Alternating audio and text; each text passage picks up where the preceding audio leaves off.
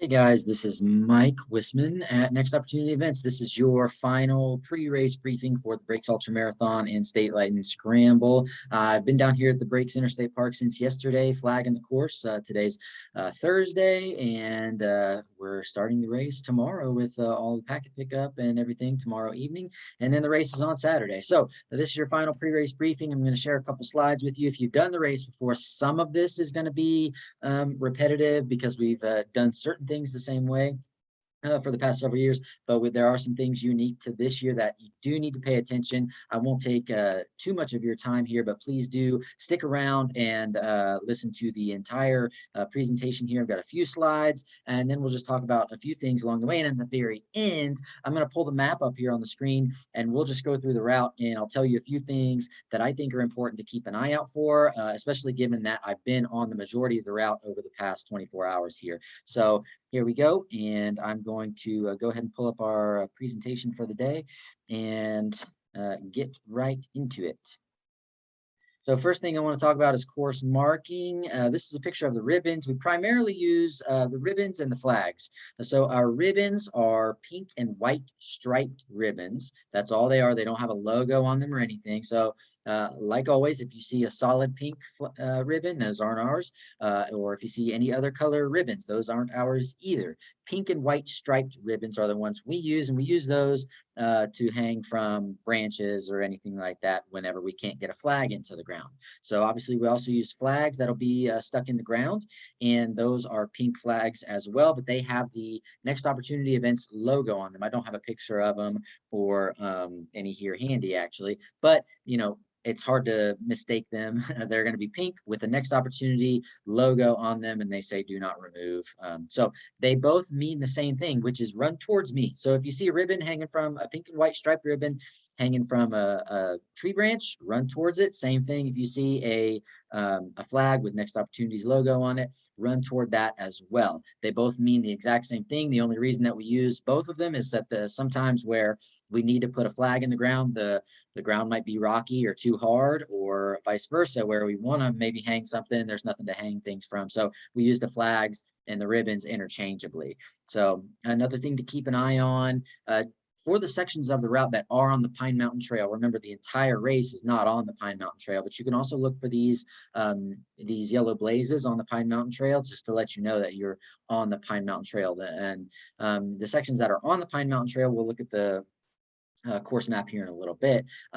That's basically after you cross once you get across the railroad tracks in the morning and you start your hike up, you're going to be on the Pine Mountain Trail. And then pretty much from Goldfish Pond all the way out to Birch Knob, you're going to be on the Pine Mountain Trail as well, except for the section where you go down to Ranger Cabin twice.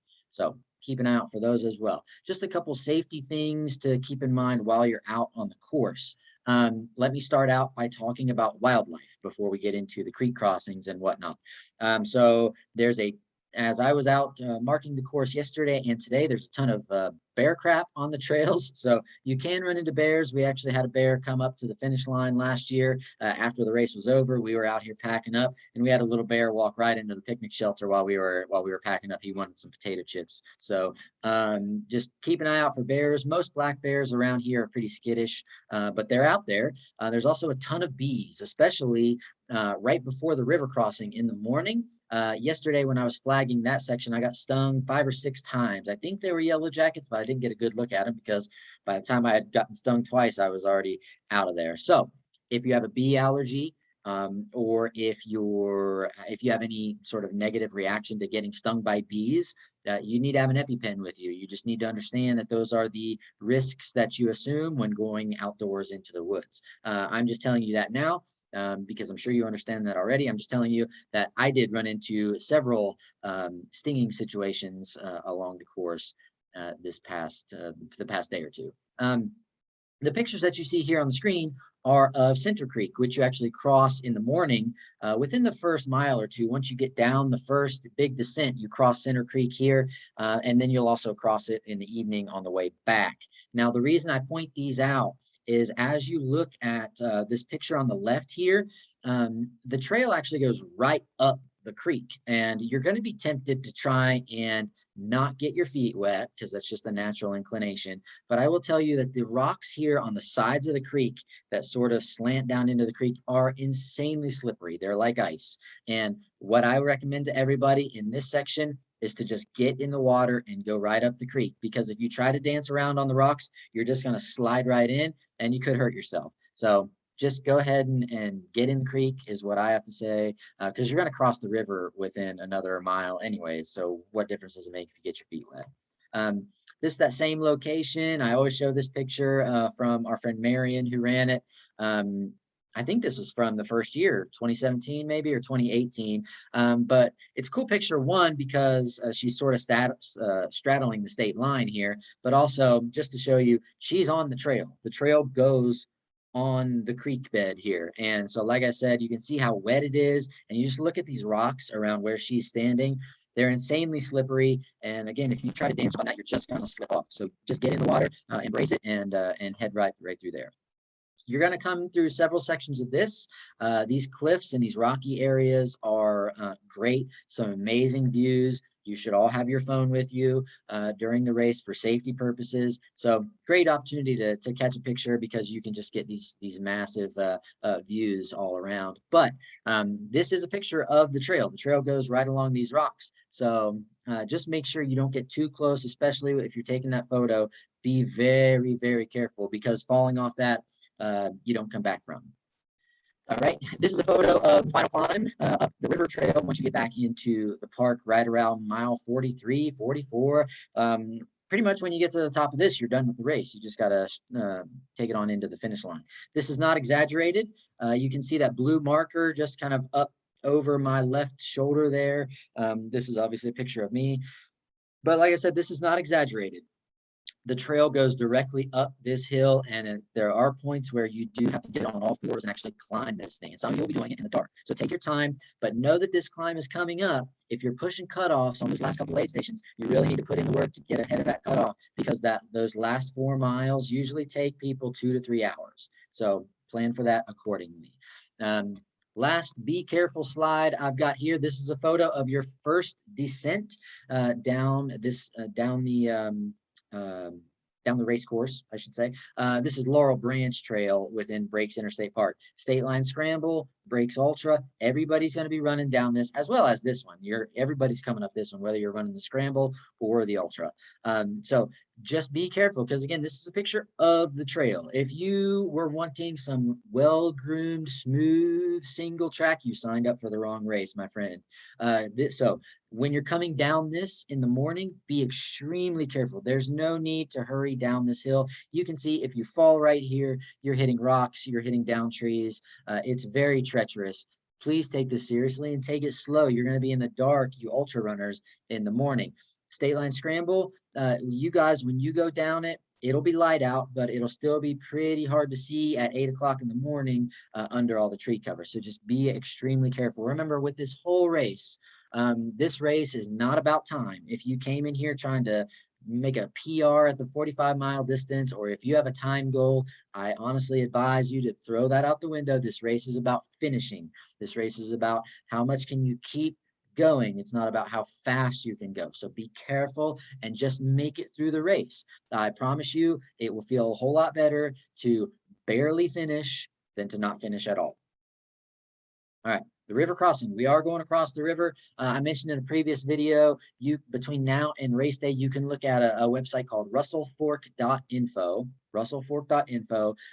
which will show you the flow of the river. Let's go ahead and pull that up here, since we're on the old internet, and I'll get that here. It's russellfork.info, and this is what the page looks like. And really all you need to look at is this first paragraph here, which tells you, and this final number. So what it tells you is the natural flow at Hayside, which is the town just upstream here, is 297 cubic feet per second. And the Army Corps of Engineers is releasing 60 cubic feet per second from Flanagan Dam. So basically what that means is how much cubic feet per second is flowing through the river. Right now it's at 357. It was at 314 this morning, and it was at about 120 yesterday. It went up mainly because we got some storms last night. From here on, it looks pretty gorgeous. And honestly, this number is evidence because of the fact that it was like low 100s yesterday, and now it's 350. It rises and falls very quickly. We really want it to be under 250 to be able to cross the river. Under 500, we can still do it. Yeah. So just for reference, let's go back to the slides here. This is a couple years ago when the flow was probably about 200, 220. So just for reference, 350, she right there would probably be up to her shoulders, and we'd probably have her in a harness that's clipped to that line is what we plan on doing if it gets really above 250 on race morning. So really, if it's under 500, we're still going to go across it. But just make sure you be prepared for the alternate route. Look at the race website, breaksultra.com. It breaks down the alternate route for you. Now a couple slides without pictures that I'm just going to speak to. Mostly for ultra runners. Some of this will also apply to you scramblers as well. So Stateline scramblers, please don't tune out and take off, because we're going to talk about COVID here in a second and things like that. You're going to be running on the road, outbound in the morning, inbound in the evening. Basically, I put flags along the road, run on the side of the road where the flags are. I also will ask everybody to stay single file, take out your earbuds, keep your head up. Because honestly, it's a very busy road. It's a coal road, and coal trucks will just fly around these bends. So keep your head up, stay aware, head on a swivel, no earbuds, and you guys will be okay. Stay single file, don't bunch up on the road there. Let's get into a couple other things about cutoffs. Make sure you guys know the aid station cutoffs as well as the finish line cutoff. The finish line cutoff is 10 p.m. If you finish after 10 o'clock, you will be a DNF. You will get a medal for making it the whole way, but you will be a DNF.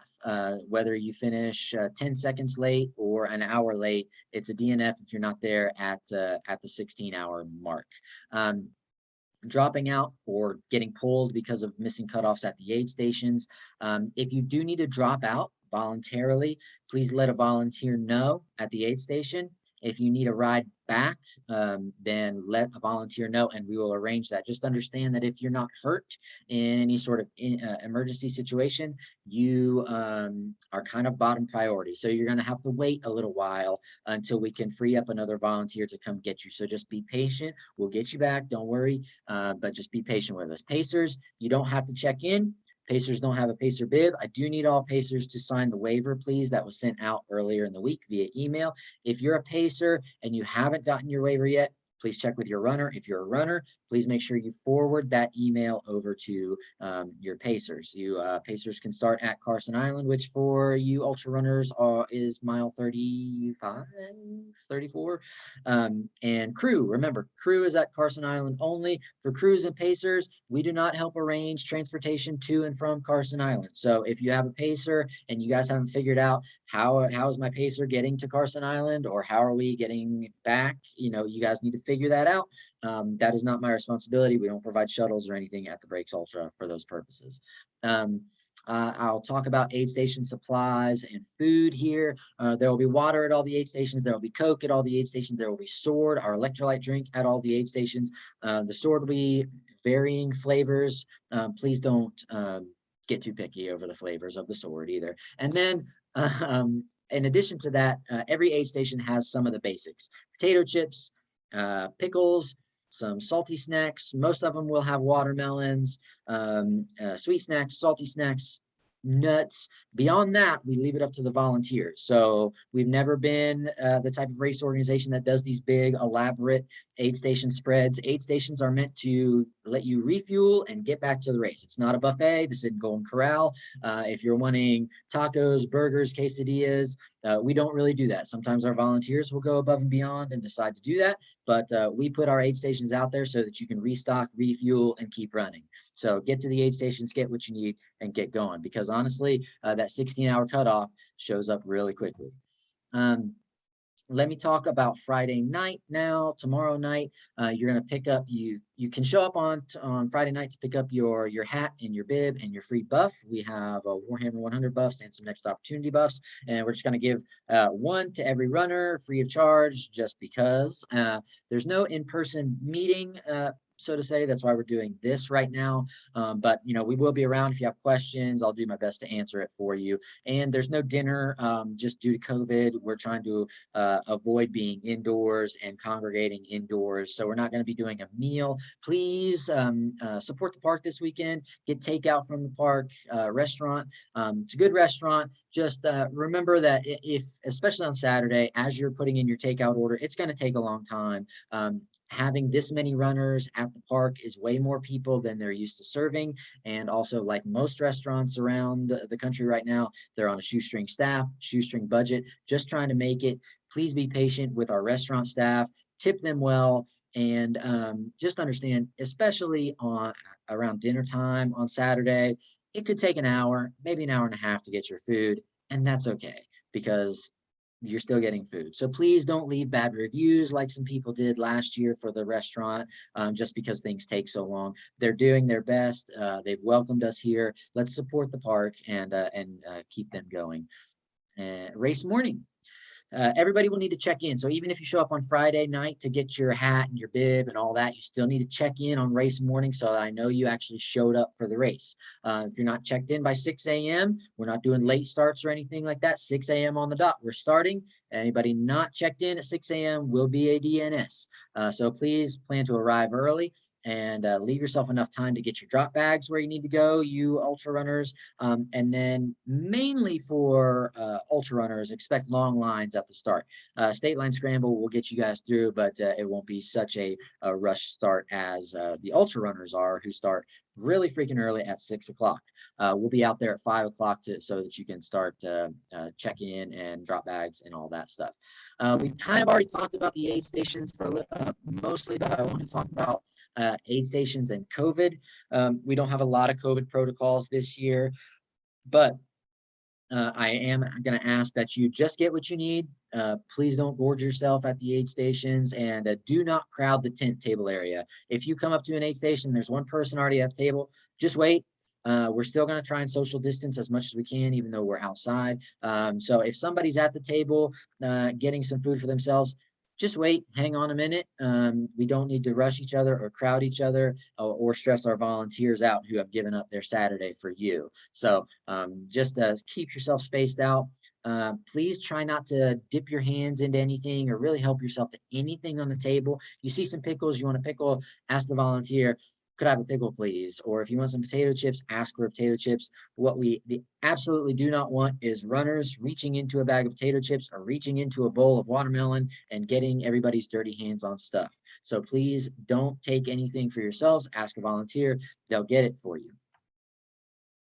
Dropping out, I kind of already talked about. Make sure that if you have to drop out, tell a volunteer. We'll work on getting transportation for you. If you don't have it, just understand you might be waiting for a very long time, because our focus has to be on the runners that are out on the course and making sure they're safe and accounted for. If we know that you're not hurt and you're safe, you might have to wait at the aid station for a while. With that being said, at this race, this is not the race to really challenge yourself. If you have any doubt in your mind that you cannot make the next aid station, it's best to just drop out at that time. The last thing we want is to have to send in search and rescue after you. Hospitals, search and rescue, EMS, they're all strapped right now in the midst of COVID and the Delta variant. The last thing we need is to pull them away from what they're doing and have to go find you out on the trail because you tried to be Superman and make it to the next aid station. So please just be realistic with yourself. If you don't think you can make it, it's okay to just call it. Goldfish Pond for ultra runners. You really can't drop there. That aid station is up on top of the mountain. You can only get to it with an ATV. We only have one volunteer up there working that aid station. It's water only. And if you drop there, we have no way to get you down. So really, for ultra runners, mile 18, or I think it's 21 actually, Ranger Cabin, you need to ask yourself, can I make it to mile 35 or whatever Carson Island is? If you're not sure, just need to call it a day there, because you cannot get to Goldfish Pond and then decide you're dropping out, because we have no way to get you off the mountain at that point. If you're injured, that's a different story. We will get people to you if you're injured in any situation. However, if you get there and you're not injured, you're just tired, you might have to wait there for hours and hours and hours. So keep that in mind. If you leave Ranger Cabin, you are signing yourself up to get from mile 21-ish to 35-ish. So remember that. Birch Knob and Ranger Cabin, a different kind of story. We will have a park bus coming out to you to pick you up if you do drop at any of those locations. This says masks and social distancing required on the bus. That I don't believe is true, because this slide, I used this presentation last year. So masks aren't required anywhere, except we're asking everybody to wear masks indoors. I'll get into COVID here in a second. At the finish line, there's no post-race meal, like I said in previous videos, due to COVID and the Delta variant. We're just trying to minimize the amount of food service and food prep that we're gonna be doing, just because health departments are looking at events very closely nowadays, and so we just took that risk out. We will have basically an aid station at the finish line, watermelons, chips, plenty of sodas to drink. So please finish. Go back to your room or campsite and rest, recuperate, but then come back and hang out with us. And like I said before, get takeout from the restaurant. Please support the restaurant. And while you're at the finish line, just observe basic COVID-19 stuff that we know we need to do. We don't have any specific COVID-19 protocols for our recent, vaccine/test requirements don't apply to the breaks. That doesn't take effect till later this month. But just, keep that in mind. We're outdoors. We'll be okay. But let's not crowd under the picnic shelter, and let's just do common sense stuff there. And last slide here is about GPS. I all but require everybody to download the GPS file from the website, put it on your phone using an app of your choice. I recommend an app called Gaia GPS, where you can import the GPS file, and then that will show you, whether you have self-service or not, it will show you where you are on the race course. So if you're lost, it'll show you that, the line is over here, but you might be over here. So it'll tell you where you are. Some people don't like to run with phones. I think this is not the race to do that. It's just a big safety risk, and you're putting a lot of people at risk by not having your phone. Should you get lost, you have no way of knowing where you are or how to get back. If you've got your phone and you do get lost, you'll be okay as long as you've done your homework and you've prepared and you've put the GPS file on your phone. By not doing that and refusing to carry your phone, you are putting yourself in great danger, and you're putting our first responders at risk who might have to come up and get you. So be considerate of them, the people who might have to come and rescue you, and just put the GPS file on your phone. You can get that from the interactive map on the website. Lastly, I just do want to talk about COVID again. We aren't going to have any mask requirements. We're not taking any temperatures this year. No real social distancing stuff because we are outside. I do ask everybody to please put on a face covering when you're indoors, like if you go into the visitor center, or if you go into the restaurant, or if you go into the restroom, any sort of those public areas. Please just put on a face mask. They're requiring it here at the park anyways, but let's show the park and everybody in this community that we're respectful and we care about their health and safety. Please mask up when you go into public spaces, and just observe basic COVID-19 prevention tactics while you're here at the race. Other than that, we don't have any. We're not going to say social distance specifically or anything like that. And we don't have any mask requirements. Just do your best and be responsible. And that's it for my slides here. So I want to flip over to the race map here real quick, and I'm just going to take you guys mainly through the ultra route, but a few of these bits and pieces will apply to the Stateline Scramble as well. So first things first, if you guys haven't used Caltopo or checked out the interactive map on the website, go to breaksultra.com, scroll down to the course section, click on the interactive map button. It'll pull it up just like this. Let's have a look-see at the elevation profile so we can have that down at the bottom while we're looking at this. The first mile and a bit, about 1.2 miles, is on road. And then we're going to hop off the road here in the park and we're going to get on the trail. And then we're going to plummet. If you guys can see my little red dot here moving along the course, this first descent is about 990 feet down. That first descent, you're going to go straight down this mountain in the course of about a mile. So it's very steep. I showed pictures of it earlier. You're going to get your feet wet at the bottom as you cross the creek. Be very careful. But then once you get across that creek, you're going to pop out onto the road. I would advise everybody not to run too hard on the road, because what you're going to see here, get my cursor back here on the road, you have a big climb here on the road. It's paved, so you might overlook it. You might try to run it. It's a big climb, and it'll add up, and you don't want to have that elevation on your legs later on in the race. So once you hit that road, take it pretty easy. You're going to get over here, come down to Ratliff Hole, cross the river. And actually, let me back up here. Right before you get to the creek, right here, if you guys can see where my cursor is, there we are. This is where the Stateline Scramblers will make their left turn. So as everybody runs down this trail, Stateline Scramble is going to take a left here, while you ultra runners are going to hang a right and keep going. So a couple other key intersections here that are all going to have signs at them, so don't worry about it. But for you ultra runners, once we get across the river here, then we start climbing up the mountain. And there's going to be an intersection here on the way up. You're going to stay to the left and climb, climb, climb. My advice to you climbing up this mountain is to take it nice and easy. No need to push it too hard, but don't stop too much. Keep going. Just keep hiking and hiking and hiking. Even if you see something cool and you want to take a photo, what I think a lot of people have ended up doing is spending too much time on this climb and really end up chasing cutoffs later. So on this first climb up the mountain here, I really urge you to just keep moving forward. No matter how quickly, just keep moving forward and keep hiking on up. There will be spots where you can run, and that's cool, but keep on hiking up. It's about a 3-mile climb up the mountain here. Once you get up to this intersection here, you ultra runners, you're going to hang a left to go out toward Goldfish Pond. This is a nice, you got about a couple hundred yards here of some nice like dirt ATV road that you can sort of shake off the cobwebs from the climb, run a little bit, jog. Now remember, Goldfish Pond, which is right here at mile 8 or so, is water only, water and sword. They'll have water and sword. No food, no Coke. So you're just going to be hydrating there. Make sure you fill up, no matter how much you've got on you, fill up all of your water, because you've got a long haul down to the ranger cabin.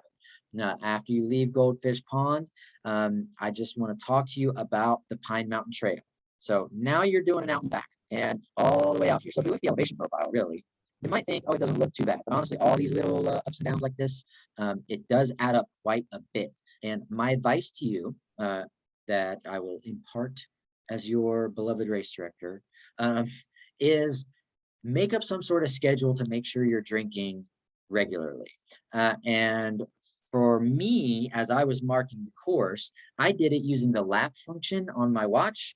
So most GPS watches, if you've got a GPS watch and you're wearing it, most GPS watches have a lap function where you can sort of reset the lap clock every so often. And so what I ended up doing was just hitting the lap every mile. And when I would look down on my watch and see that a mile had gone by, and make sure I took a drink. And then another mile went by, I take a drink. So it's really easy as you're going through this long section here to just keep plugging right along. But I'm going to tell you, the heat, even though it's not going to be crazy hot down here at the park, up there on the mountain, it can get very hot. So make up some sort of schedule. Another tactic I've used up here on the Pine Mountain Trail is every time I climb, I drink some water, because a lot of these climbs up here at the top, again, look down here at the elevation profile where my cursor is. These are little climbs. They're little like 50-foot climbs that take you anywhere from 30 seconds to 2 minutes. So you'll be running along for a minute, and then all of a sudden you got to climb. Not a big climb, but you got to stop and hike. Anytime you stop and hike, take a drink of water. But just do something like that to make sure that you're drinking water regularly, because you don't want to get behind on that sort of stuff. Okay. And that's really all we have to say about the route here. You're going to run all the way out here down to the ranger cabin, back up out to Birch Knob, then back and down to the ranger cabin again. I've had people in the past say you should put the aid station at the top of the mountain, but once you make that climb, you'll understand why that's not possible. So we had to put an aid station somewhere between Birch Knob and Goldfish Pond, and really the only option was to either make you go 10 miles with no aid station or to make you go down to the ranger cabin. And we figured it would be more fun to make you go down.